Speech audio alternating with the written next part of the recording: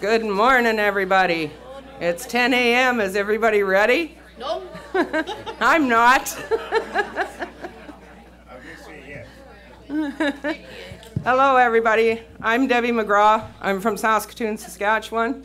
I am the co-chair of the Canadian Lived Experience Leadership Network, and I also work as a housing case manager for the Salvation Army at home in Saskatoon. I'm your moderator for today. If I screw up, just bear with me, because I'm not perfect, I'm human. And I like to screw up because then it's real stuff. So I'd like to welcome everybody to today's workshop. Today's workshop will have 3 different groups presenting, and the focus will be strategic perspectives on building lived experience advisories. And so because we only have 90 minutes and we have 3 groups, I don't want to take up all your time. So we're going to get right down to the nitty-gritty and let the group start. Just in a minute here. There's technical difficulties. Yes, this is us. All right, got it. Okay, so our first group is David Alton, Charlene Lee, Malik Butt, sorry, and Donald Lacase. And this group is from the Social Development Center of Waterloo Region, Ontario. And we'll let you take it away, David. Great. Okay. So you don't need to push that. Okay. Okay. So we're the Lived Expertise Working Group from Kitchener, Ontario. Everybody on the group has like different positions, I guess you'd say, across Kitchener, Waterloo, Cambridge. We work with the homeless, the housing, but we work with the planning committee of Kitchener. Like they're part of the city. So we're just going to tell you a little bit about what we do. Okay. You're next. So just to give you a little, just to give you a little background. So the Lived Expertise Working Group comes from, the broader movement of recognizing that lived experience should be at the center of decision making in all housing and all poverty related decision making. What that looked like locally, the city of Kitchener created a housing for all strategy. And in part of that housing for all strategy, they're like, let's incorporate some lived experience into these conversations with developers and planners and counselors. And it was a bit of a mess because there was not really any recognition of the immense power dynamics and biases in the room. And so from that learning, the city of Kitchener partnered with the Social Development Center of Waterloo Region to be like, we need to develop an actual process that's really centered on lived experience.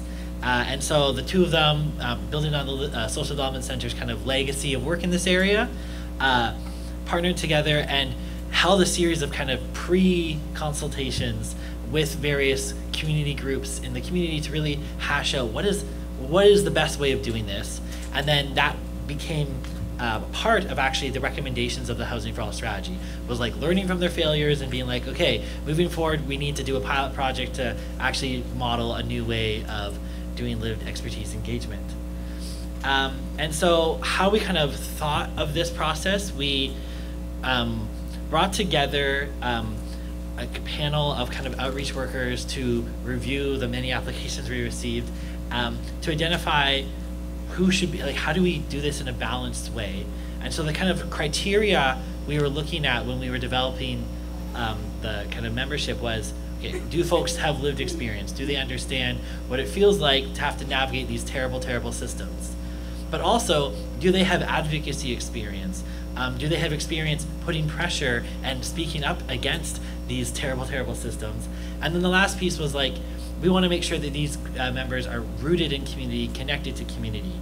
And so we, you can see kind of at the bottom there, there's just a small sample of the many layers of connection that our current 12 members have. Some of them are peer support workers with local agencies. Some of them are connected to advocacy groups. Some of them are connected to very radical advocacy groups.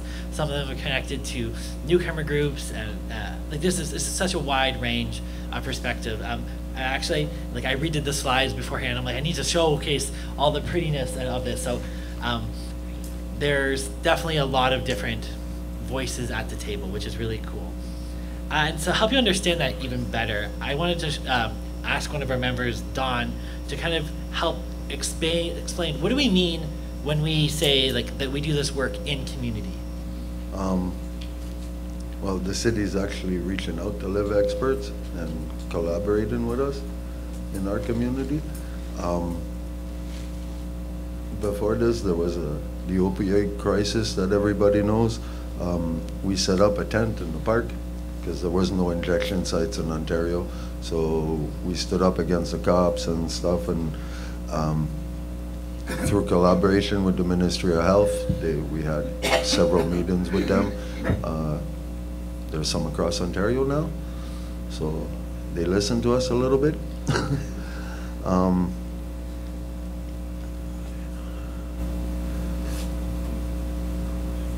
We all know that when we fall homeless, there's no help. So I was homeless and I didn't have any help, so I got together with the people from my group and we worked our way out of homelessness, and there's a bigger need to stay there and keep helping others to come out. So that's why I do this. Although nothing's moving as fast as we want, as people are coming out on the street, the city's still talking to us and trying plans. We've got a tiny home and community. I find in Kitchener there's more help for people because people are helping others.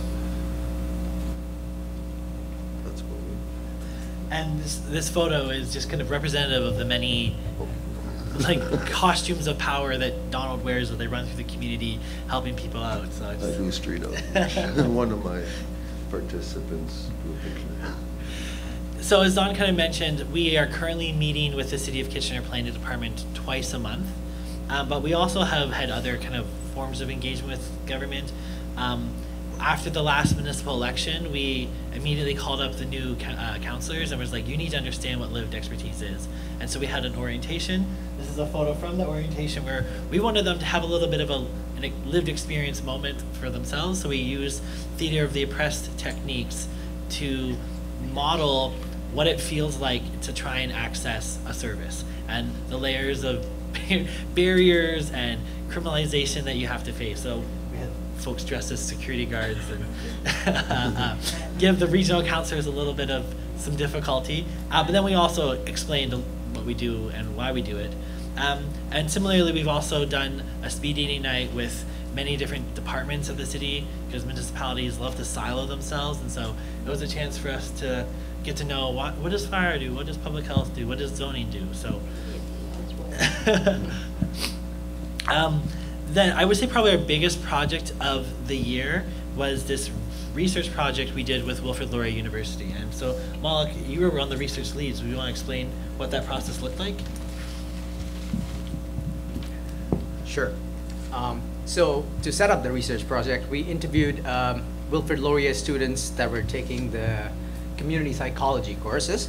And we set up the project such that the lived experts were the research leads and not the research subjects. Yeah, I think that was a really cool power flipping of what we traditionally experience. What did the actual research look like? Sure.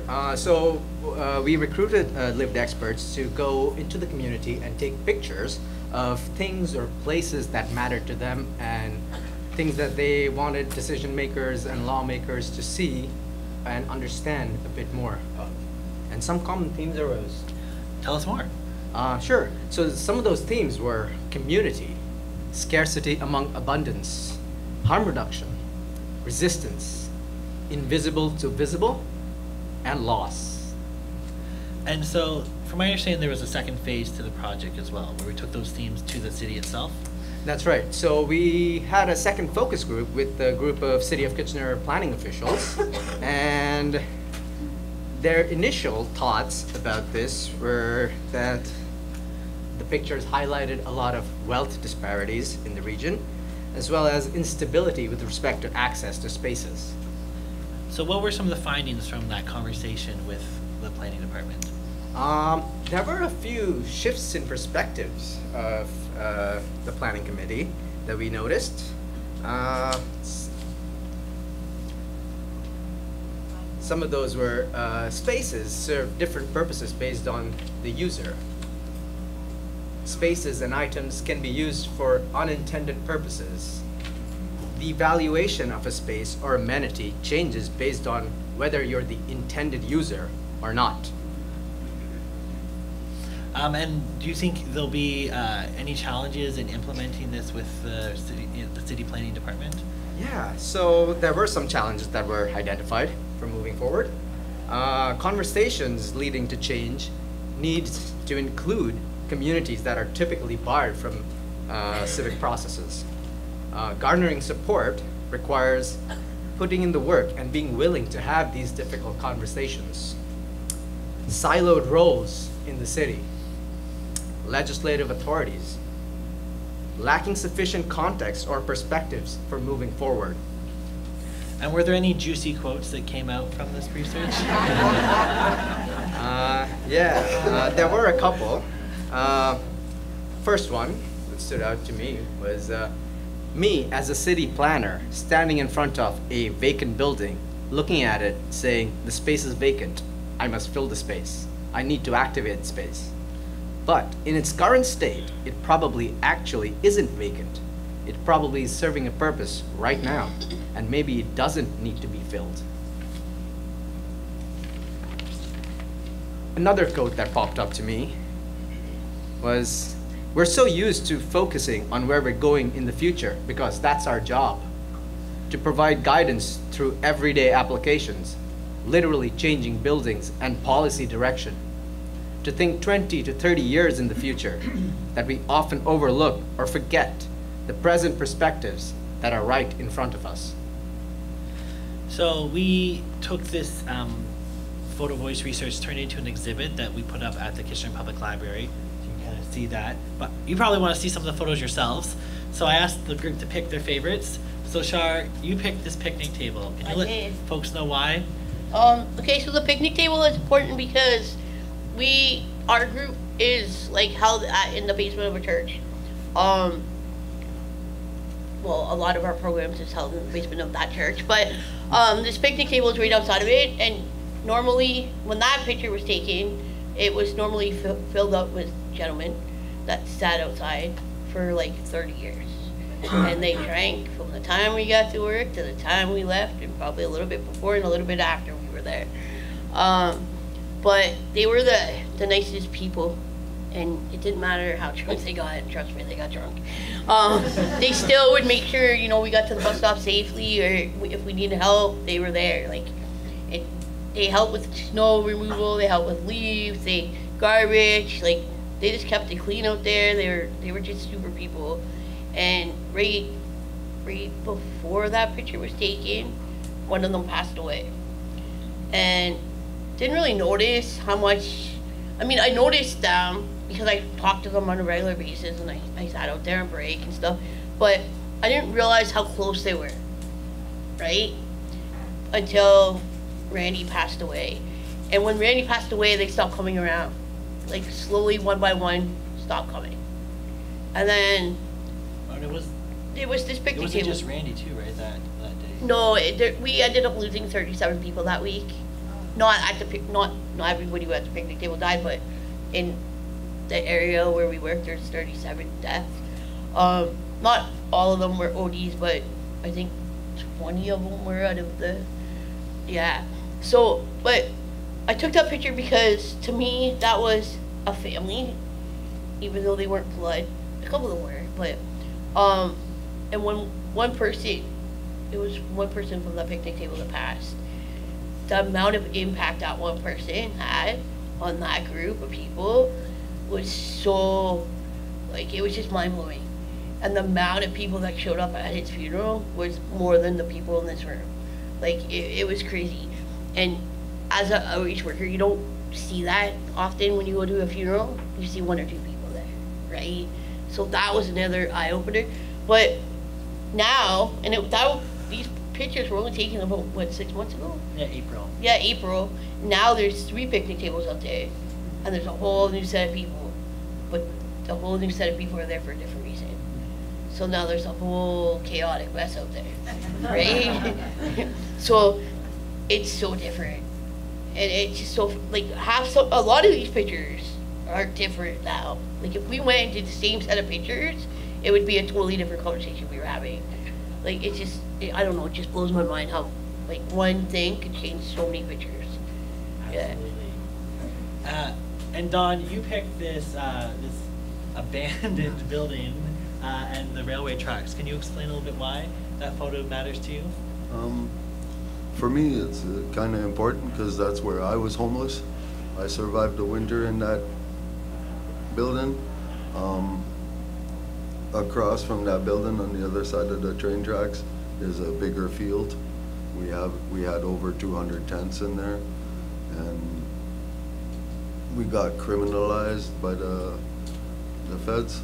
I guess they activated the Civil War Act or something against us, so we weren't allowed near towers or water or.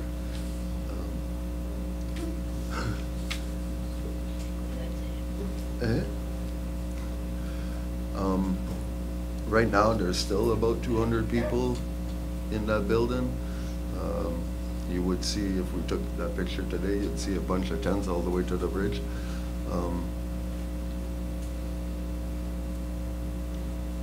It's still being used, and we still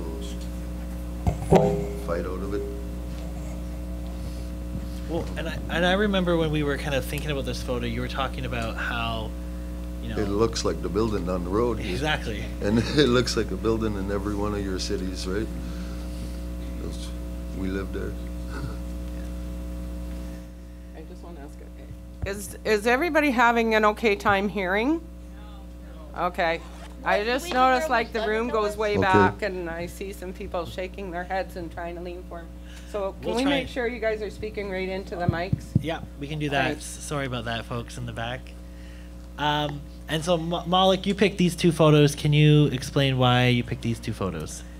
Sure. So the picture on the left is the first tiny home community in Kitchener-Waterloo. It's a community of 50 tiny homes that is organized and run by Lived Experts. The picture on the right, is the first official safe injection site of the region that's open 7 days a week, 12 hours a day, and which was made possible due to the work of Lived Experts such as Dawn and others. And I'm not supposed to talk, but I'm going to say something quick. So that building was actually one of the things that Donald and his group did was the tent in the park, which was kind of like a idea of something like this. And then one of the people that came to one of these conferences actually a couple years ago brought back more information on how to start a building like this. So this building kind of came from lived experience and conferences like this. So yeah, sorry, And Malik, when we were talking about it, you saw like a common theme, I think, kind of about lived expert government relations in these 2 photos. Yeah, I think the common theme that I noticed was people noticing and identifying a need in the community and coming together in their little grassroots ways and approaching government and approaching traditional power structures to make the community a safer place and to make this possible. And we're still identifying the next frontier, right? That's right. The work never stops. So what we're working on, kind of looking into the future as a group, doing a lot of work around tenant protections right now with the city planning officials, and kind of helping them understand the full breadth of housing need, and really helping them become aware of just how much bias there is within their system, how much blind spots there are within their system. And we're also going to be putting our stamp on the official plan, so watch out, Kitchener. And we're doing, working on a lived experts guide to like help people accessing city services get the real tea on what's going on with our services. And I think our biggest kind of finding from this process is really, like, it's been a bumpy road. Like, we've had spicy moments with ourselves, with community, definitely with government. But I think our biggest takeaway is just the value of being in the room together, and the fact that we are staying in the room. Despite everything, we continue to stay in the room. And Shar, I think you have a really good story about why that matters so much. Okay, so we have 2 officials that meet with us once a week from the planning committee, and that they're from the city, so they don't normally stick around when something happens. Like if there's an argument, they leave or whatever, right? So the one night, it was their first meeting or second meeting with us. Yeah, it was really early, and so they didn't really know our personalities yet. They can hear me, right? So we're sitting there, and my phone kind of went off in my pocket, and I looked, and it just so happened that there was a shooting at one of our parks, and it was somebody that we all worked with and we knew, and it didn't sound good by the message I got. So a few of us just kind of panicked and left.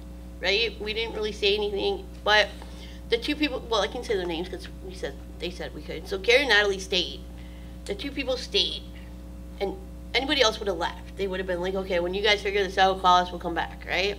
They stayed. They stayed until after they needed to stay. They made sure we were all okay. They made sure the people at the park were okay. It ended up being that it wasn't the person we all thought it was, so, I mean, and the other person was okay too, but the fact of the matter was, normally people that work in the city or the region don't stay. They leave. When something goes wrong or gets hard, they just leave. They don't tell us why they leave, they just do, right? So Garrett and Natalie seem to like fight with us and beside us, and they stay for hard conversations. Like there was a lot of tears that night. Like a lot of people were upset and crying, and there's a lot of swearing, and they just like, and the thing that blew my mind was the next morning when I got up, I had an email from Gary, and he's like, is everybody okay? Are you okay? If you need to talk, this is my number, right? And I was like, what? Right? Because that doesn't happen. And since that night, and I don't know if our relationship with Gary and Natalie is so strong because of that night, and they actually were in the room when something serious happened and seen a bunch of workers go from laughing and joking with them to, oh my gosh, this is what I do, this is what somebody else does, this is like, our roles kind of stepped in really quick and unexpectedly. So, I don't know, it's just, I trust them, like, well, I trust Gary. I'm working on trusting Natalie. I don't really know Natalie that well yet, your time, she's good. But, so like, from some of us, it takes a lot to get the trust of people, because we've all been like messed around and screwed over from the region and the city. But these 2, I think we're gonna go places with these guys. Like they're good people. So yeah, plus they pay us. It's great. Yeah, so thank you for hearing a little bit of our stories, and we're excited to work with you. Please connect with us, organize with us. We're always looking to do something radical. So.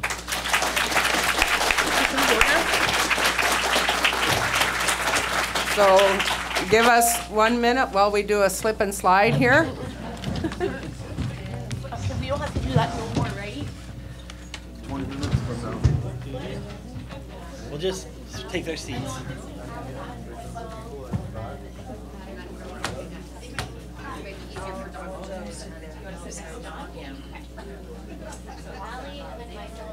I will sit in the front, you guys have the anxious faces too.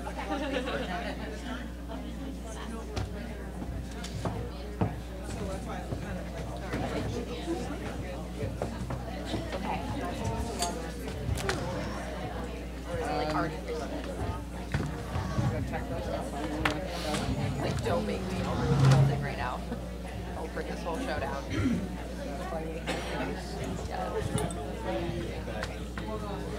Yes, beautiful. Yes, perfect.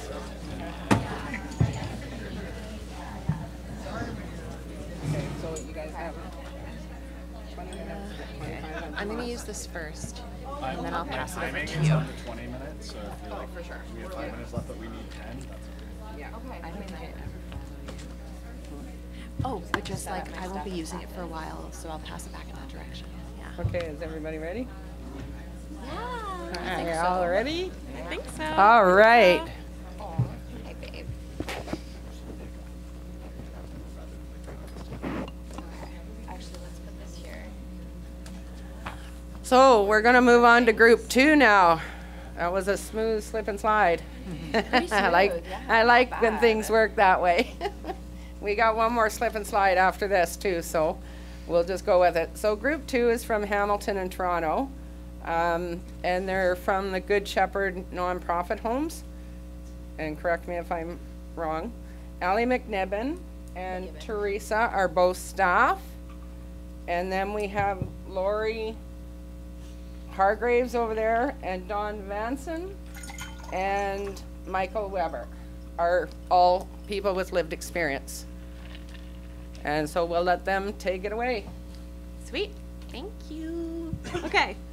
So we wanted to start today with a little bit of an acknowledgement Oh, of the... can you make sure you're speaking into the mics? Okay, please. We wanted to start today with a little bit of an acknowledgement of the land that we have traveled from.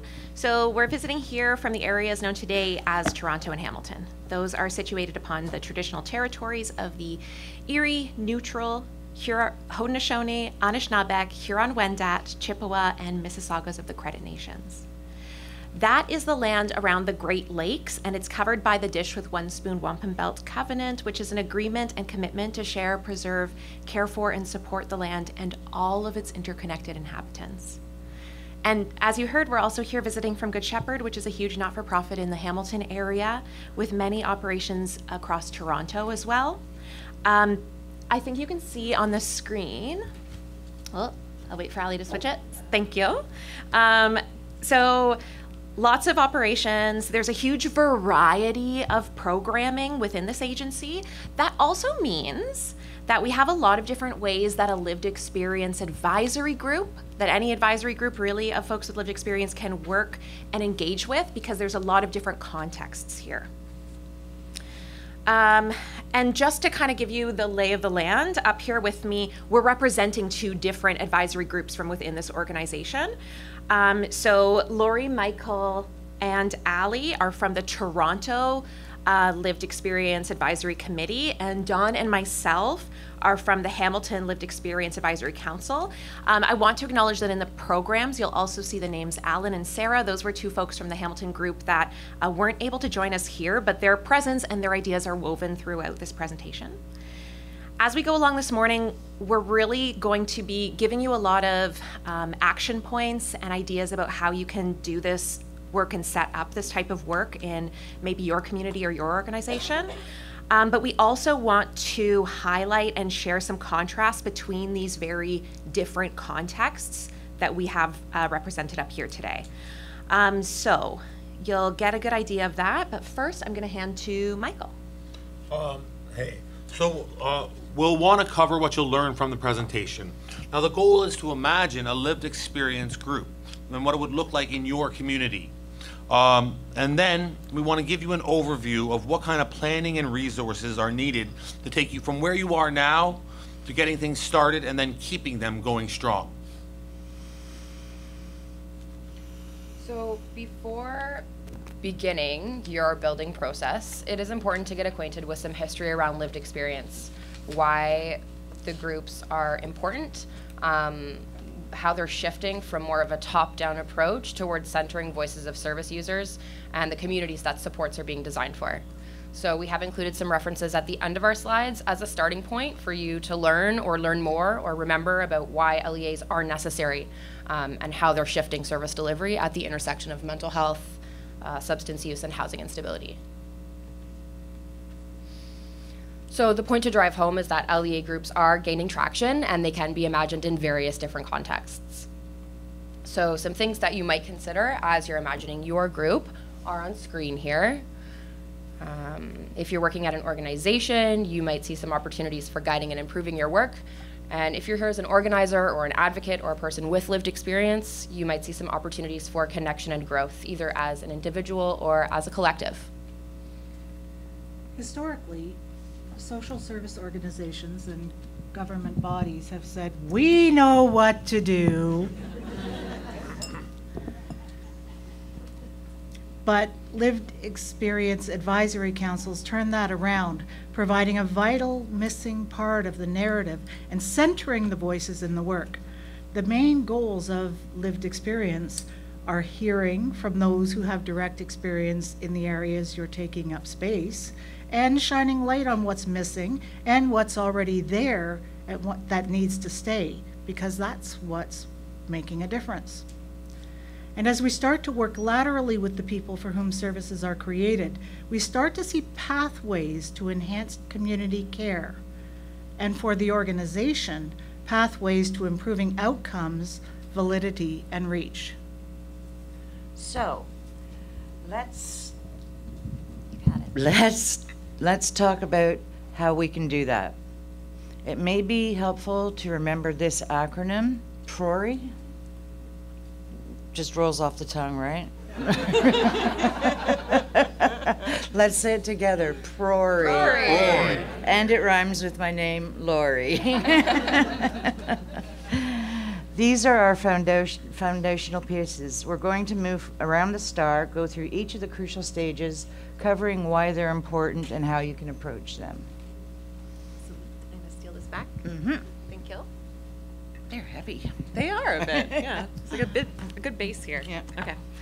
We're also going to give some examples of what that actually looked like for us as we move through those steps on the star. So the Hamilton group and the Toronto group are dealing with some really different situations, and that means that the processes were really unique to each group.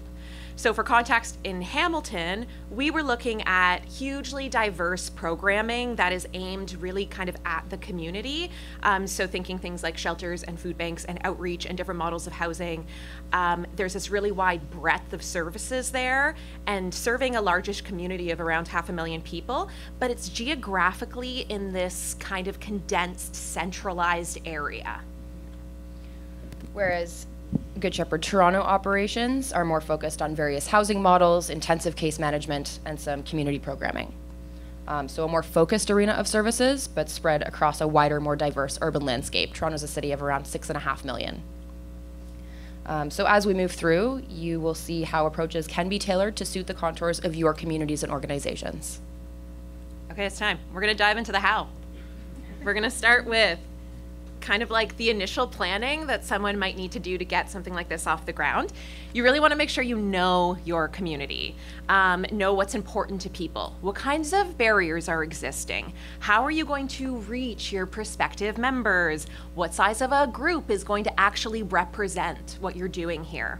You can do that work yourself. You can go and visit sites, you can hold focus groups, though you do need to be mindful of accessibility and how you're actually opening your space to reach with people. You might decide to connect with other people in your community who are already doing this type of work. They might have a lot of useful answers for you. You can even, if you like, hire a consultant to do some of this work for you if you can find one in your community who knows it well and who has experience working with diverse groups.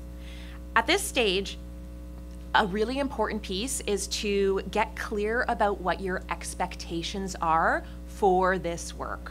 What are you going to actually be able to change? And what do you need to be willing to change? Okay? A lot of conversations need to happen inside the organization.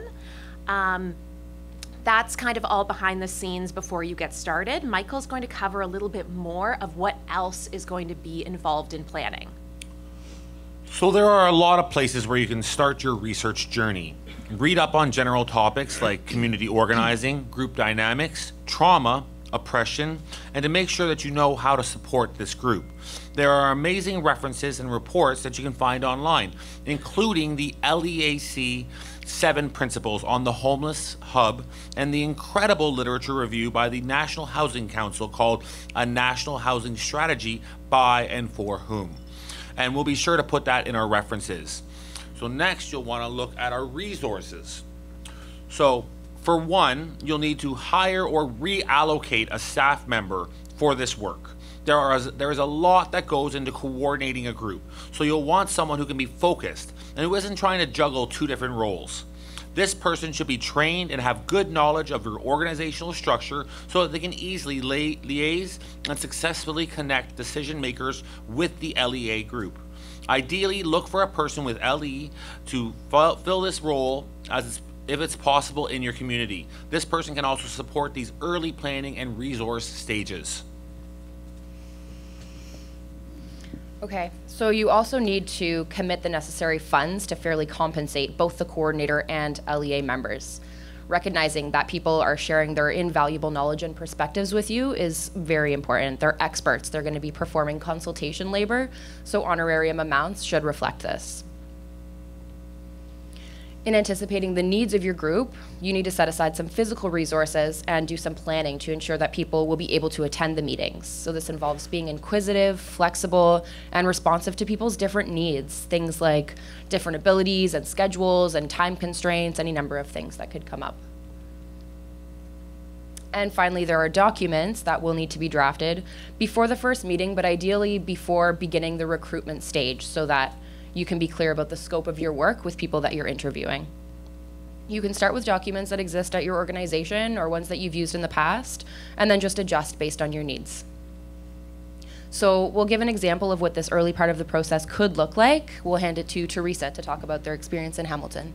Okay, so zooming out, looking at the LEA group in Hamilton, it was just an idea for a long time. It was something kind of floated around the table, maybe at a boardroom, something that was kind of aspirational.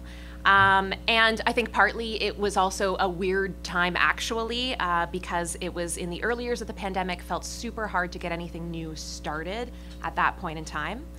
So that means that there's this kind of chunk of time where conversations are happening internally, kind of sporadically, but that's still important because that's the seed germinating, right? The purpose piece is coming together. The why are we doing this? People are recognizing, hey, I actually want to see this happening. And that is really solidifying in people's minds how important this work is. Now, because of the timing of the pandemic, also made it difficult for us to collect information. So in this case, we actually did hire a community consultant to kind of get things started. When we actually started watering that little seed that was germinating was when we started devoting resources. So when the agency hired a coordinator, that was me, I had so much more planning to still do, like this work wasn't completely done for me, but those earlier months of conversations and gathering data meant that I could step into that coordinator role with some of the things I needed, like I had prepared information about the community, I had good buy-in from senior leadership, this was important, I had an understanding of the inner workings of the organization. All of this was key. It meant that I had the information, yes, and that I had the leverage to propose and then advocate for what was needed to get out there and actually connect with people who have lived and living experience. So we want to talk a bit more about what that connection piece looks like and how we start making those connections. So you'll see how it plays out as we move into the action phase. So by this phase, you will have done a lot of the planning and research, and you will have identified resources that are needed. And then you have to get out and find your members and people that want to participate in the group. So a lot of that work does rely heavily on what you've already built, which is getting to know your community. And the scope of your agency and the work that you're doing will determine how wide you cast your net. So most importantly, the LEA does need to reflect the diversity of your community. And there are lots of tools that you can help with this. So local resources and organizations can support with targeting your outreach efforts. And if you see gaps in the connections that you are making, so like if the people responding all seem to have the same demographics, then you need to change tactics and spend some more time with your strategy. So you want to actively reach out as much as possible because it does take a lot of time and multiple connections to find people who are interested, but also who can commit to coming regularly. So your biggest allies here are going to be frontline staff, managers, and community partners who can identify potential members and get the word out to people who can help. And depending on your service community, you can use flyers, email campaigns, host coffee time, meet and greets, table at events. Just use your knowledge of your community, work out a plan that makes sense for you. So I'll share an example of one approach. For me in Toronto, having spent time at various locations and roles across the agency, I already had an idea of the varying contexts, the different kinds of communities that I would be reaching out to. And because we knew we wanted representatives from each of the program arms, they were also diverse in the way they approached and accessed services. We wanted to get a better feel for the climate of each location. So I just started spending time intermittently, being a guest and observing and starting conversations with people, because relationship building with other service providers and potential members is beneficial for both initial recruitment, but also long-term retention and building connections, making relationships. If a coordinator is going to be effective, you have to learn about the nuances of the communities you're going to be supporting and advocating for and working with. When there's a deep sense of care for the project, that's when you're going to want to find people who want to get involved and be part of it. So you need to learn the language of the folks you're in community and working with, right? So that you can work together in a way that makes sense for everyone. So that example really demonstrates how you can tie a lot of these ideas together. Ensuring diversity, casting a wide net, working with what you learned in the planning stages, and starting to build good connections. The efforts that you put into recruitment are going to pay off in retention. Nobody wants to put work into collaboration just to have their views ignored or to be left behind when something comes up in their life.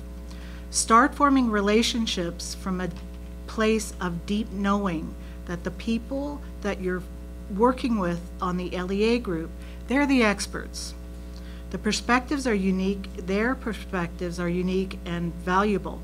That knowing needs to be made clear, not just in words, but communicated in actions.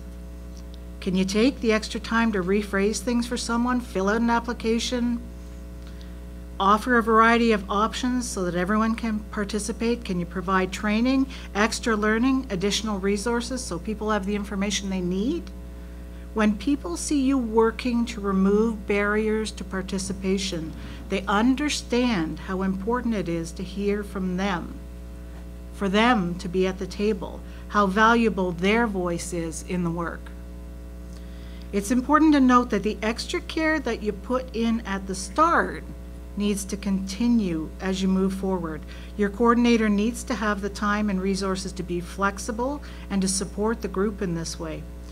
These are just a few ways that flexibility can appear. I'll start with myself as an example. I returned to work part-time and am supporting a spouse who's in active cancer treatment. That means I can have really, really wonky schedules and time crunches. Knowing my voice is valued enough that people are willing to work around some of that makes it possible for me to stay committed to the LEA. We try to have that same flexibility with all members. Meetings are set in advance, but open to negotiation if needed. We have members who've been unable to physically attend meetings, but their voices are still important. And so our coordinator and organization is flexible enough to arrange resources and space so they can attend virtually. The guidelines of our council enable members to take temporary leaves of absence without losing their seat at the table if they're going through a particularly rough spot. Being compassionate and flexible to council members not only reassures each member of the value of their voice, but ensures the investment in the training and group development isn't needlessly lost.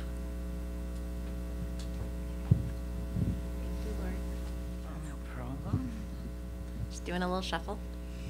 Okay, thanks, Dawn. Finally, all of this work really needs to be supported by strong and intentional processes for change within the organization. So think through, how are you going to stream ideas, information? How are you going to stream new projects to and from the LEA group? Who is going to receive their recommendations? What's going to happen to those recommendations? How will the group themselves be part of that process? You need to find ways to support the self-determination of the group. The LEA needs to shape how they are internally governed. Who is involved should come from inside the group. The internal group processes need to be theirs. And think of outcomes. How are you going to know that things are working and change is happening? Let's define that. Get specific about what those outcomes are going to look like, and how are you going to communicate the group's success to the organization? How are you going to communicate that to your broader stakeholders? And most importantly, how is the group themselves going to recognize their own successes? How are those going to be communicated back? Most importantly, keep coming back to defining processes for how the LEA group is involved and how everything can be transparent. Establish ways to keep them informed about what's happening kind of behind the scenes when you go to liaise with senior leadership. Make sure that they're part of that process, that they know everything that's going on and how it's received. The impacts of their work, what's accepted, what's not accepted, why. Always be looking for ways to create space for their evaluation of how things are going and what this direction needs to look like. The group will tell you if they're running well. So, gonna recap. We've walked through some big processes that demonstrate how you move from just an idea to a functional, well-supported LEA group that's capable of bringing valuable perspectives, creative ideas, and important directions to your work. But before we wrap up, we kind of just want to touch quickly on some different considerations to add some nuance to these steps. We're not actually going to talk in detail about this, but we hope that you'll find all this information in the slide deck when you're able to access it later.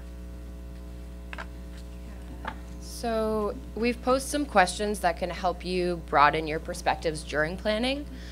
So considering where you're coming from, where you are, and where you're going in your context, can make sure that the planning you do is coming from your solid foundation.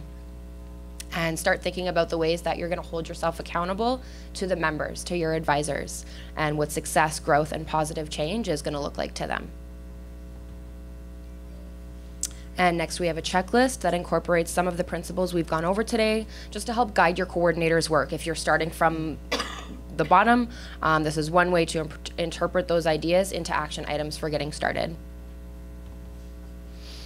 And a few things to remember as the work gets rolling is that your coordinator is going to be shifting into more of a responsive role towards the LEA group, allowing members to drive the work and stepping in with assists when needed and really advocating for their continued autonomy. That's a big part of it. So most importantly, your coordinator will be most effective by remaining flexible in how they support the group as well. So expect for the first year to look largely like forming, storming, and norming. Allow time for the project to get off the ground and be realistic with your expectations, with people's different realities, and just for like forming this mission and vision together. So there's going to be bumps in the road, and together you all map out your vision.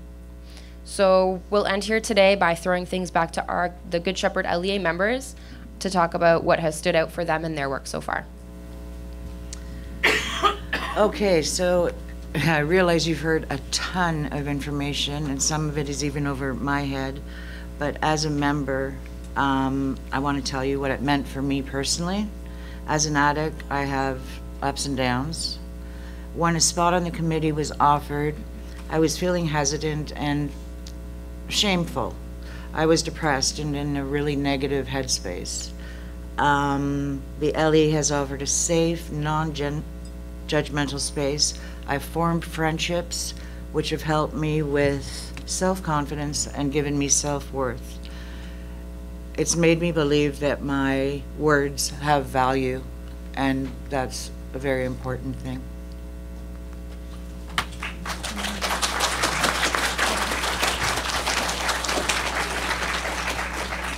Much like Lori, I felt the same way, and thanks to her and our other LEAC members, I'm feeling more empowered. Yes, I can fight City Hall, and I'm grateful for having gone from having no voice to finally feeling like I can make changes in my community. Things that make people stick around are members moving from strangers to friends, thanks to mutual agreements and safety in coming together. Gaining strength through vulnerability, acknowledging each other's vulnerability from the outset. Members' opinions and inputs are consistently valued, which allows for the members to feel safe and valued, and having an integral voice in the decision-making of the group.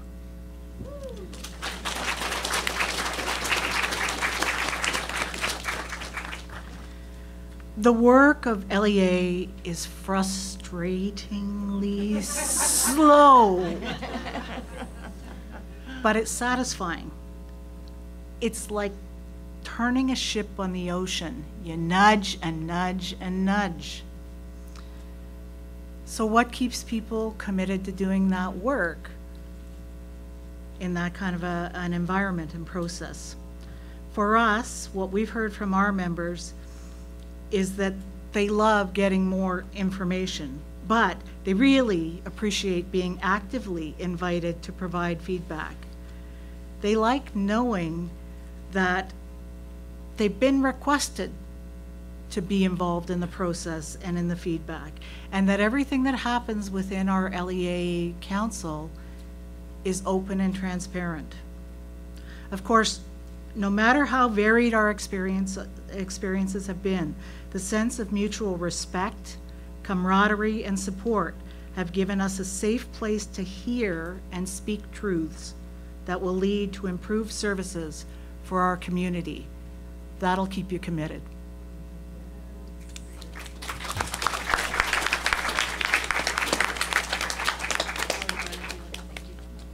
Yeah, I mean, Michael, yeah, I want to do it. Thank you, Ralph. Yeah, we just wanted to thank everyone and thank you for having us up here. It's been fantastic.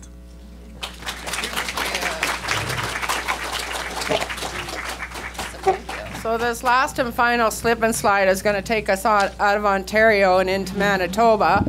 So we're going to invite Thompson Manitoba group up. Yeah, in my bag. Yeah. Love that you brought your lobster. You can have the podium. It's all yours. Can I keep this slip and slide a little more awkward? Not rushed. It's okay. It was so great. Yeah. So great. Good job, guys. Yeah. I mean, I can't say it's a zero chance.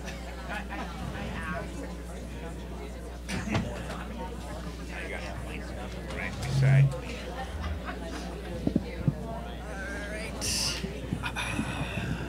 Okay. What I used to get when I was a kid. Nanu, nanu. Good job, you guys. So Jack, if you're gonna wanna say something, I'll move the mic over. Yeah. So just What is that? give me a kick. No, I won't have nothing to say. Who booby trapped the chair? I didn't do it. It was you. Just a piece of plastic, but it's sharp. I sat down and I'm like, Okay, so I'm going to introduce our last group. These guys are all from Thompson, Manitoba, and they've built a Lived Experience Advisory group there.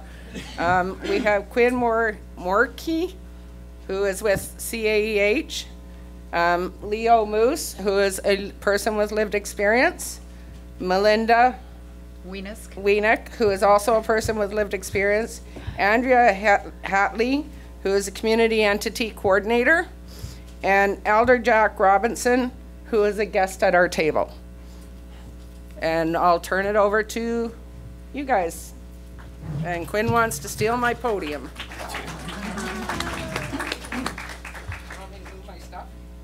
right, you're fine. Okay. Hello, party people. Hi, I'm Quinn. I'm also a person of lived expertise, and so I started getting involved in Thompson a few years ago at the beginning of the pandemic. I started working full-time with the CAH the week they declared a pandemic. I was supposed to travel a lot, and then I sat in my basement for a few years. Which is fine, but eventually I got to meet and work with all of these lovely people, and they're gonna do the majority of the presenting, but they asked me to warm up the crowd for them and to give a little bit of the history of the idea. This amazing graphic a few years ago was, and I mean this literally, drawn with crayons. And it was a very simple idea. What if we took the concept of nothing about us without us, what nihil de nobis sine nobis? What if we took that concept and instead of tokenism, instead of advising, instead of just having people of lived expertise giving feedback, what if we put them in charge? Right? What if we had them make all the decisions? And instead of them providing advice to service providers, the service providers provide advice to them. Because there is expertise there. So a few years ago, we had a working meeting. We had that idea. We started thinking about what it would look like. At some point, probably as a joke, the phrase "the Thompson model" was talked about because we realized we were doing something really, really different in Thompson, and we started discussing who should be involved, and we said only awesome people. So. I snuck in. That's all that happened.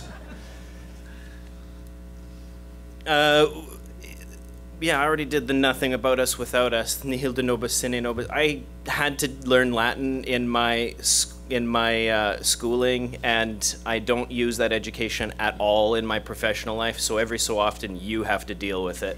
So that's just what that is. And basically, this is the entire idea. I'm going to turn it over to my wonderful colleagues, but I want you to look at this. The whole concept here is very, very simple. It's the thing that scares the hell out of service providers. It scares the hell out of funders. It scares the hell out of community entities, except in Thompson. And the whole thing is this is a proof of concept. We've been very, very careful about talking about this in a broad way until today because everybody told us this doesn't work. And we're going to talk about how much it does and the people that are involved. All right? Now I got to operate the PowerPoint, so.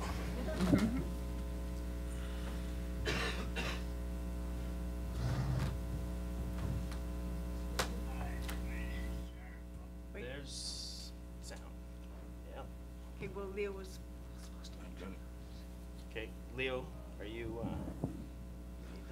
Yes, I'm Leo. I am very glad to be here. My name is Leo Moose. I'm part of the LEC member, and I have a nice group here.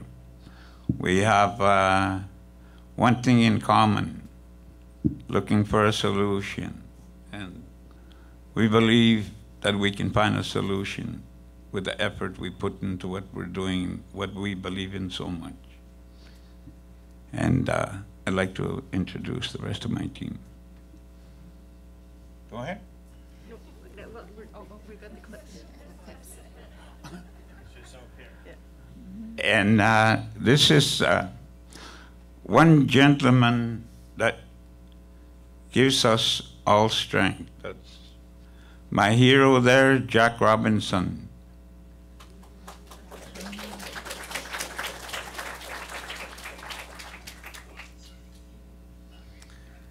We're just coming out of the laptop speakers.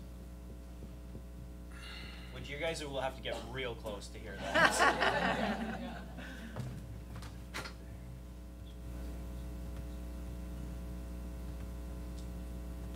Which I'd be cool with, but Put the mic to might get weird.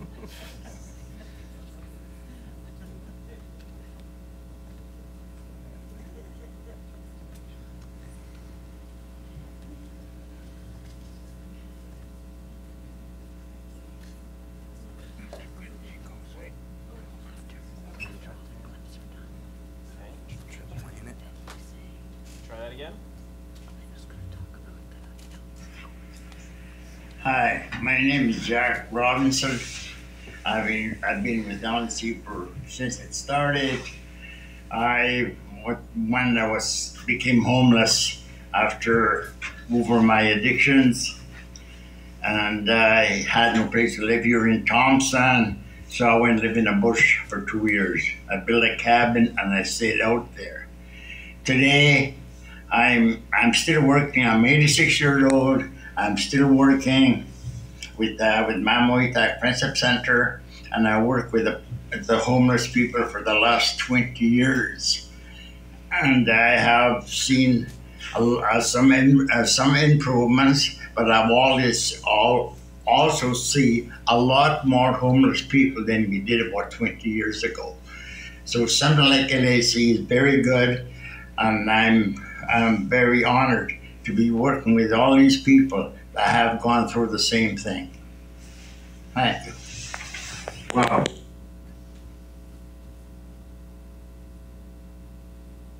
Who's that?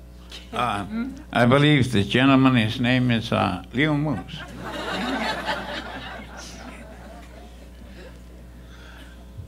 I've been with the LEC since it started, and working with these people with lived experience, and a person here with words of wisdom, who's my hero, Jack Robinson, that empowers us all as a group here to pursue what we're pursuing, ending homelessness.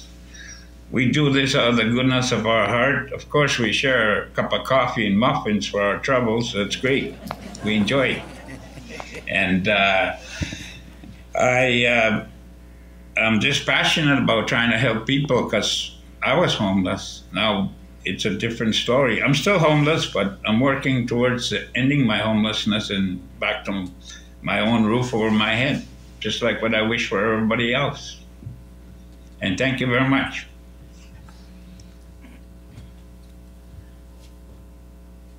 Should I just keep it rolling? Sure.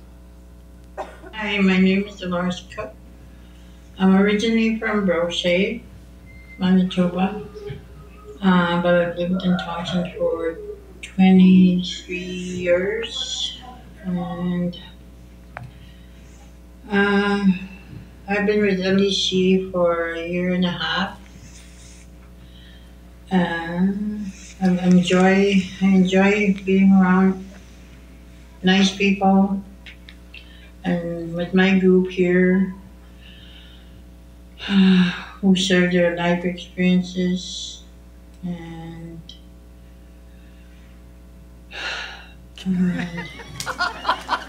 I was homeless too for maybe almost a year, but now that I'm sober, I have a house, and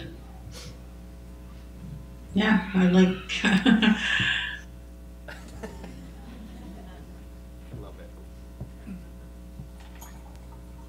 My name is Douglas. I'm with LEC for a year and a half. Glad to be a proud member of LEC. Yeah, homelessness, you know. I was pretty homeless too. Where I roam is my home, outside. Right now, I'm glad where I am. I help out with these people I'm with, LEC Council. Like Jack, he just thought to get a lot from him. Just glad to be here too.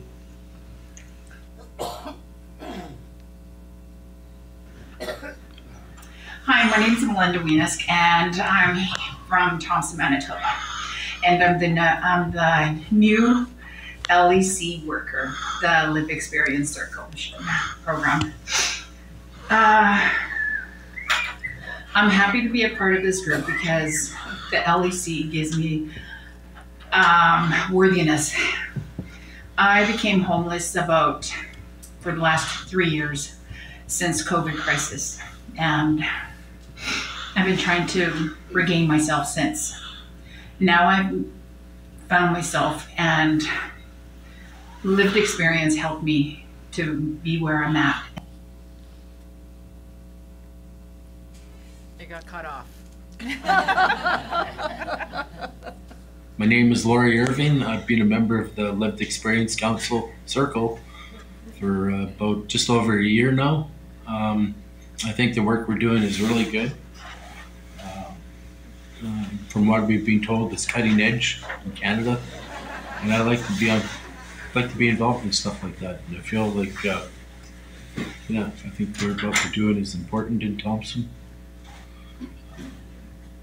Beginning to see some changes in what we're doing, and I like that. And it makes me feel a sense of belonging with the circle. We're all sharing the lived experience of homelessness in Thompson and the surrounding areas. Thank you.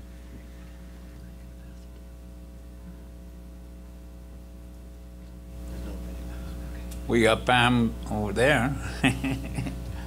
Our LEC coordinator, that's one of our workers, and she's with us. And Pam's over there behind. Wave, Pam. She didn't want to make a video. She was worried she'd be embarrassed. So go and say hi. Okay.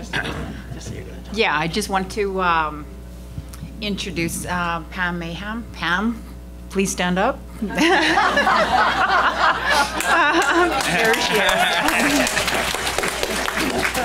Yeah, when we were doing the clips, Pam was unavailable at the time. And yeah, but I just want to share her job position. Without her, LEC would not be up and running, because she's the one she's our go-to person. She's our main person to help with the whole entire group, gets everything what we need from her. And yeah, she's doing a really great job. Yeah. Okay, so now I get to talk about all the great things these people are doing. Is there an echo? No? Just me? Okay.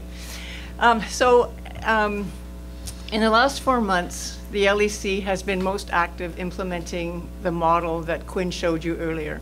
So we have the Lived Experience Circle is the core voting group, and we're doing this for coordinated access right now. So the coordinated access group consists of all the service providers, and when we meet, it's about 16, 18 people. And the service providers, we come with a topic, the service providers provide context. Any decisions that we made are made by the Lived Experience Circle after everybody else has left, right? So decisions are made in their own black box, and conversations can happen, and that's how that works. So in the last 4 months, this group of people has participated in 7 coordinated access meetings, and they've made policy decisions about what the prioritization criteria for Wichi Ito Kamik, our coordinated access system, will be. They have decided who should have access to HIFIS. They have decided the types of background checks for all HIFIS users. They have reviewed and adopted triage and diversion policies. They have reviewed and adopted intake policies for coordinated access, and they're currently working on the by name list policies. They have completed, I know, they've done a lot. They've completed the First Nations fundamentals of OCAP training. Over 90% of our homeless population in Thompson is Indigenous. They've participated in an on-site Canadian Lived Alliance of Homelessness review of our coordinated access system. They've participated in 3 CAB meetings. This is all in the last 4 months. 3 CAB meetings. And the last CAB meeting we had to evaluate submissions for a call for proposals. So what we did was we set up a shadow CAB where our Lived Experience Circle reviewed the applications and then dissected and made decisions. We had $250,000 available. We had applications of $730,000. So there was really serious decisions. Who should be funded with this money, right? Limited funding, lots of asks.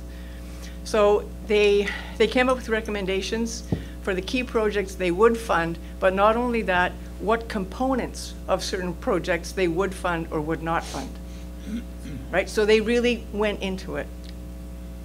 When CAB met for deciding who should get that funding, the LEC presented their recommendations first.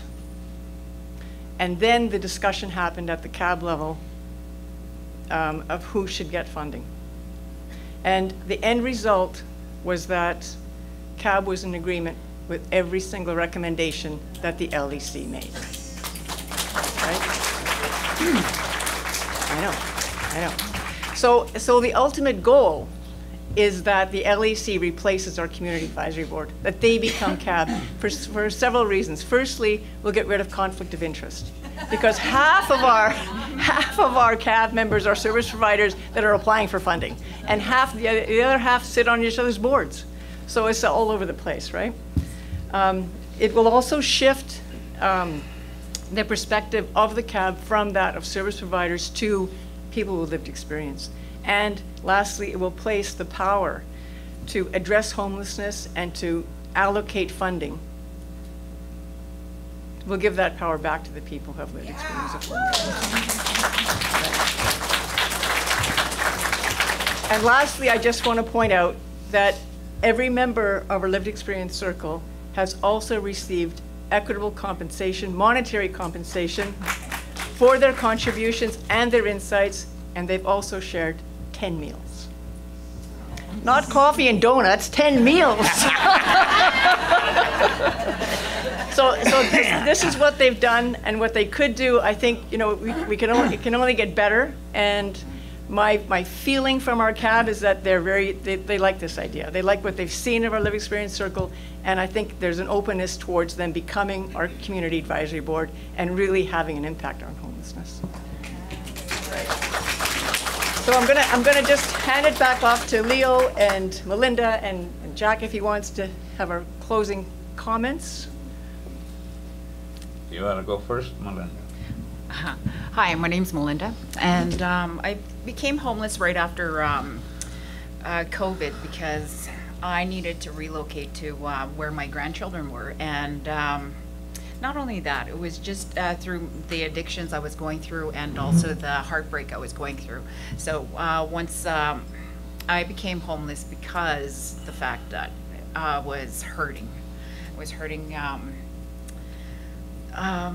emotionally and mentally, and I was just on the end of giving up on everything because I've already done everything. I've already raised up my children. I've raised up my children are adults now and they're off doing their own things. My baby's in college and everything, but yeah.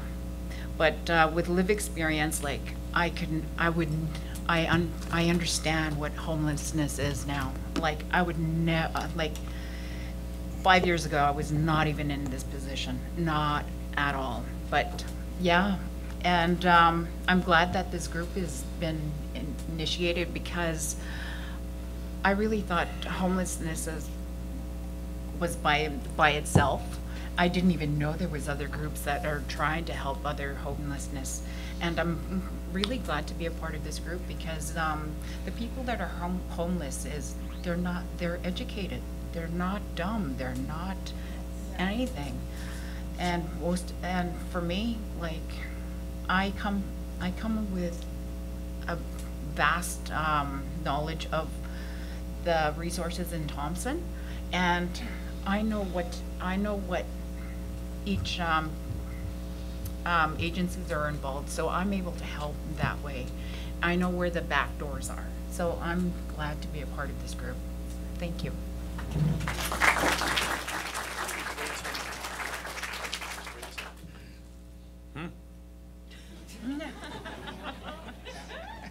I feel like you do this on purpose. Just so everybody knows that some of the other folks that were in the video are sitting right here. If you guys could please stand so that you can be recognized. There's the rest of it. And just before we wrap up here, I do want to say, listen, the lived experience movement has been really validated and it's coming into its own, and it's nationwide and it's worldwide and it's global.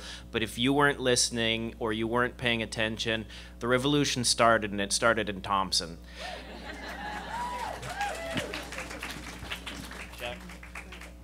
So to Jack now? Hi, my name is Jack Robinson. My traditional name is the Heatwave Band, a name that was given to me by my grandmother when I was born. I'm 86 years old, and I'm still working. And I got that you heard there. I became homeless after I sobered up.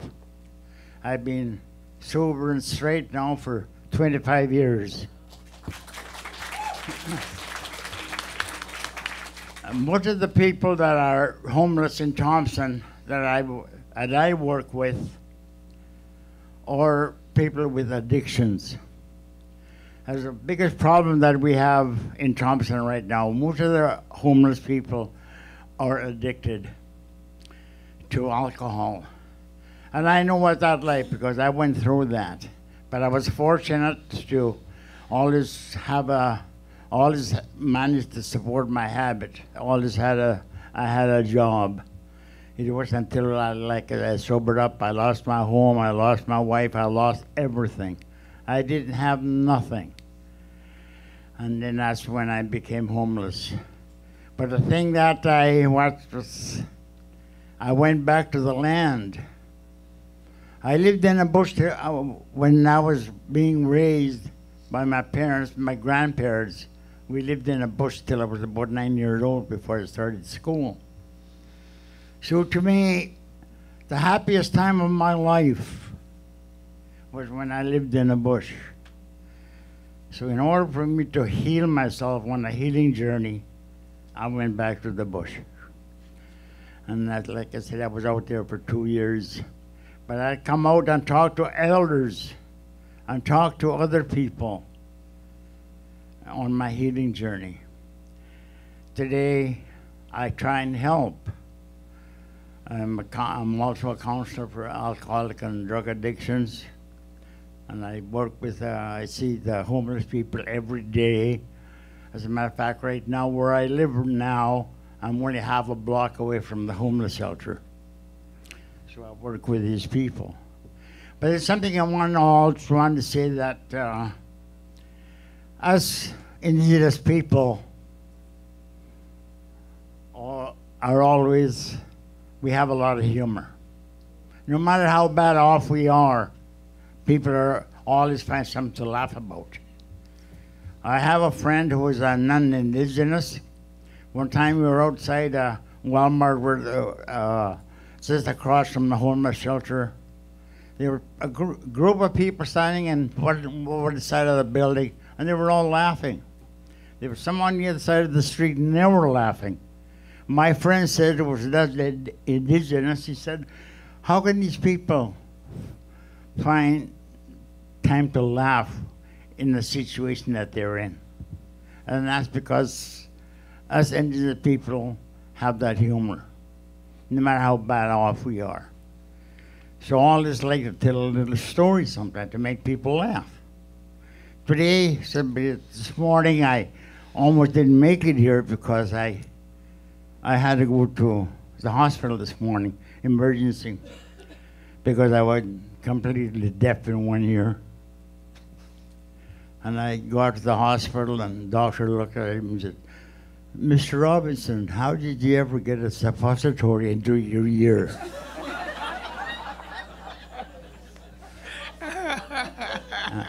I said, oh my God, now I know what happened to my hearing aid. That's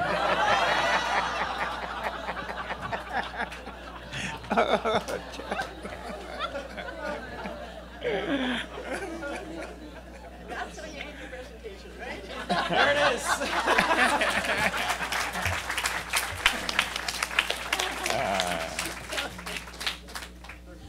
Closing comment? So, My closing, all right. It's an honor to be here with my group here, and I just want to say that we're not here looking for people to open their wallets. We want people to be open-minded, be respectful, care for other people. We need, all of us need to grow. We need to heal. If we can't do that, we got to change the environment and make it so that we all live in a society we want to live in, us equal for everybody. Color don't matter, race don't matter, we're all human. And I am so privileged to be here. I feel like I have to be here, because what I went through wasn't the greatest, but something good came out of it. I found out for myself to speak for others, for what I went through, and there is a solution if you look for a solution and work with people that are looking for a solution too. We are all here for a purpose, and I'm very glad to be part of it. Thank you very much.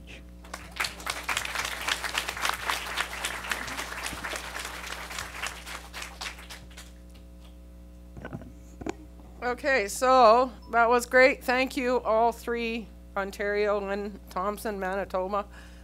We have a few minutes for questions and answers. And if you have any questions and you want it for a specific presenter, hopefully you know the name of which presenter. But yeah, will anybody have any? Okay.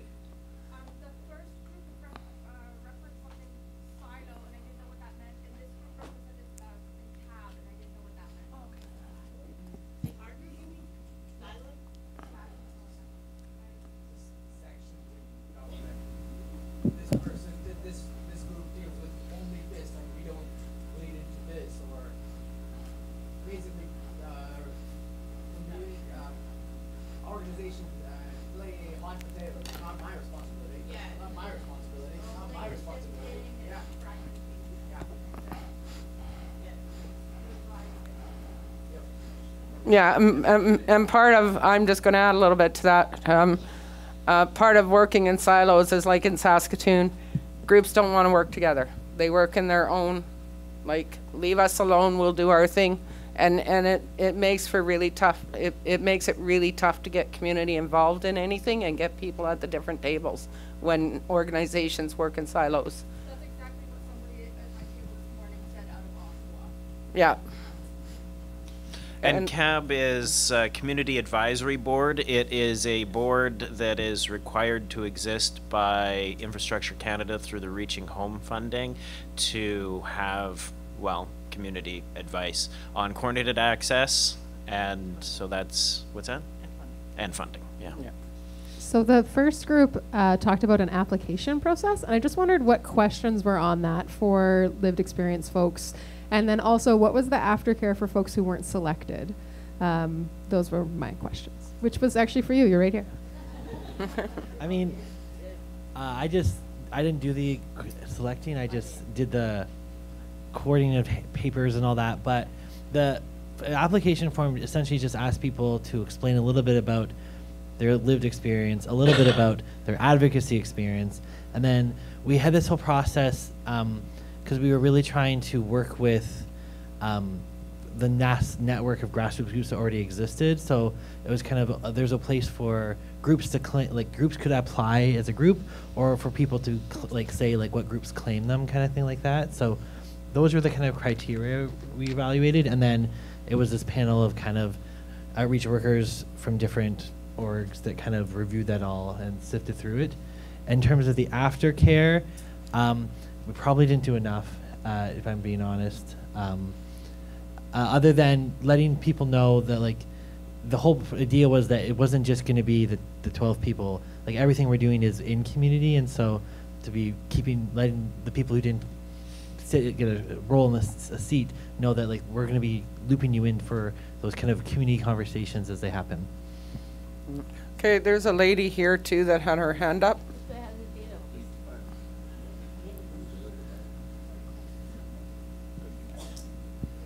Yeah, my question is for the Thompson group. I don't know who might want to answer it, but I'm wondering, I guess, what kind of process happened in the community to get the community entity to the point where they were willing to put you in the center where you should be.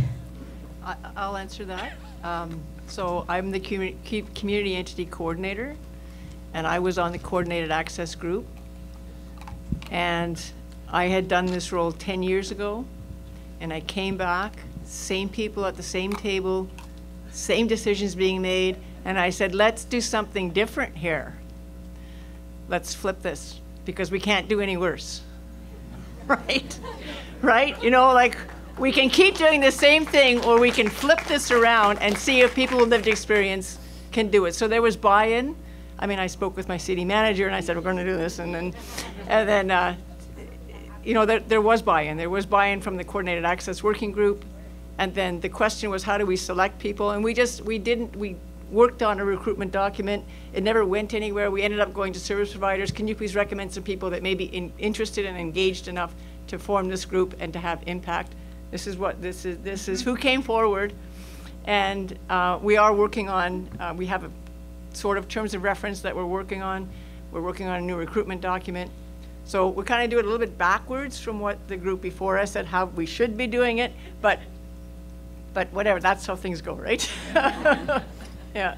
I just want to make a comment. I have to say Thompson holds a special place in my heart too, even though I'm from Saskatoon. But when they were first starting out, they had also reached out to me, and I met with them. Myself and another person had met with them twice over Zoom, you know, providing some points and input and things on how to engage and stuff like that. And they were very powerful, and it was a pleasure to meet all of these folks. And so these guys hold a special place in my heart. And I guess I want to add as well, there's an important component to this work. Very early on, it was identified that this would require an allocation of time and resources in order to make this work, right?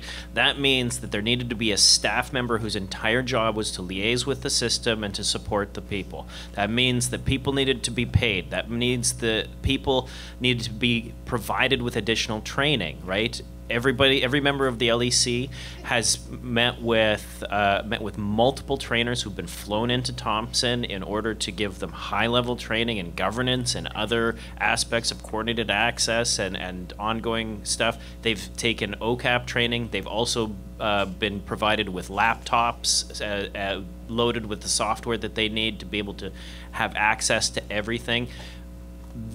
It's important to understand that there has been a major investment in making sure that they have all the tools that they need, because this is not a hand it over to them and wait until they fail situation. We are all bought in.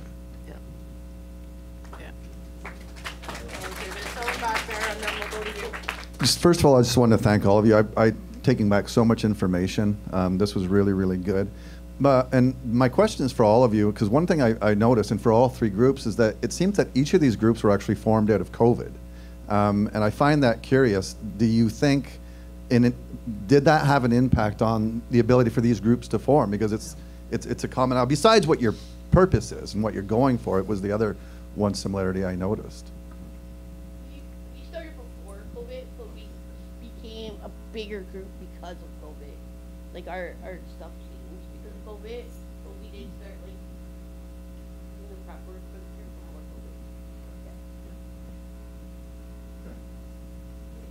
COVID. Anyone else want to jump in on that one? Yeah, sure. For Thompson, I don't think COVID had much of an impact. I think that was just coincidental. The group met anyway, and yeah, I don't think it was a factor in it. I will say the one benefit of COVID was that everyone learned how to use video software to meet, because a lot of these and it was important to me because I work and live in Edmonton, and so during COVID I was trying to support this work, and without that wouldn't have worked. So maybe that had a tiny thing, but other than that it was coincidental. No, Quinn, it wasn't that important. We have this one, and then we'll take you as our last question. Yeah, thank you all for your presentations. Really appreciated everything you've been saying. I'm right here. And all of you, I think, mentioned a lived experience coordinator. I'm just wondering if you could say a little bit more about that. How's that funded? How does that structure work?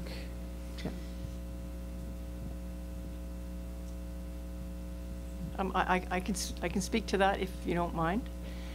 So So when there was a call for a proposal that came out, Innovative Creative Concepts or something like that, The Innovation Fund. Yeah. Innovation Fund. And we applied for funding for a coordinator for our Lived Experience Circle. And we got shortlisted, and then nothing, and then nothing, and then nothing. And then Service Canada came out with new, whatever, guidelines, and they incorporated every one of our requests into the standard. I'm not going to say they stole it. They included everything that we needed for a coordinator as an eligible expense. So But we didn't that- have to go through the pilot project process. We didn't have to go through filling out formal application. They just somehow in their black box said, hey, this sounds good, we should do this. Reaching home, yeah. And so here's what's the important takeaway for everybody in the room. Because of that application and the change in policy that was done because they liked our application, but they thought everyone could do it. Everyone can do this. Everyone can do this. It's eligible funding through Reaching Home, funding a lived experience group. Okay, we have one final question over here. That was some of my question. I guess I'll just follow up with saying, is there any other funding coming through from the region or other services providers in your area? I'm not really sure what the question was. Where did we get our computers from? Was that donated from the community, Andrea? No, I purchased those for you. So I think the question is, other than Reaching Reaching Home Home. and stuff like that, where is other funding coming to support this project? We haven't had to look for other funding. There's enough funding for a wage for the Lived Experience Circle coordinator, and right now that's all we need. Okay. Is that okay? Thank you, everybody, for coming, and the slides will be available online. If you have more questions, you'll be able to reach out to any one of the three groups. Okay.